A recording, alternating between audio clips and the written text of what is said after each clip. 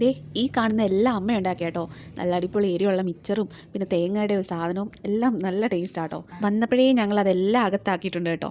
അപ്പോൾ ഇന്ന് സ്പെഷ്യൽ എന്ന് പറയുന്നത് തലക്കറിയും കള്ളപ്പുവാ. അപ്പോൾ അതൊക്കെ ഉണ്ടാക്കി ഞങ്ങളതൊക്കെ ഫുഡൊക്കെ കഴിച്ചിട്ട് അപ്പോൾ അതൊക്കെ ഉണ്ടാക്കി അതൊക്കെ ഞങ്ങൾ കഴിച്ചിട്ടോ. തലക്കറി നേരത്തെ വീഡിയോ ഞാൻ ഇട്ടിട്ടുണ്ടായിരുന്നു. നല്ല ടേസ്റ്റ് ആട്ടോ, നല്ല അടിപൊളി ടേസ്റ്റാണ്. അപ്പോൾ അതും അപ്പവും എല്ലാം കൂടെ കൂട്ടി കഴിച്ചു. പിന്നെ അതിന് ബാക്കിയായിട്ട് എന്തെങ്കിലും മധുരം വേണമല്ലോ. അപ്പോൾ അമ്മ നല്ല ഫ്രൂട്ട് സലാഡ് ഉണ്ടാക്കി വെച്ചിട്ടുണ്ടായിരുന്നു. അപ്പോൾ ഇന്ന് അച്ഛൻ്റെ അമ്മയുടെയും വെഡ്ഡിങ് ആനിവേഴ്സറി. അപ്പോൾ എല്ലാ പ്രാവശ്യവും വെഡ്ഡിങ് ആനിവേഴ്സറി മറക്കാതെ ഇങ്ങനെ ആഘോഷിക്കാറുണ്ട് കേട്ടോ. അപ്പം അത് അവർക്കൊരു സന്തോഷമല്ലേ, നമ്മളിങ്ങനെ അവർക്ക് സർപ്രൈസായിട്ടൊക്കെ കൊടുക്കുമ്പോൾ.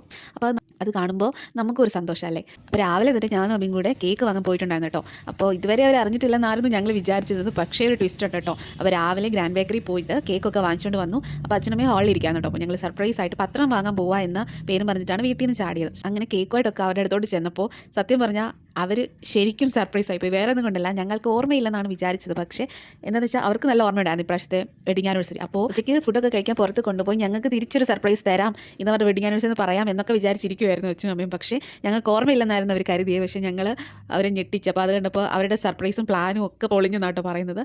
അങ്ങനെ പിന്നെ രണ്ടുപേരുടെയും വെഡിങ് ആനിവേഴ്സറി നല്ല അടിച്ച് പൊളിച്ചിട്ടോ.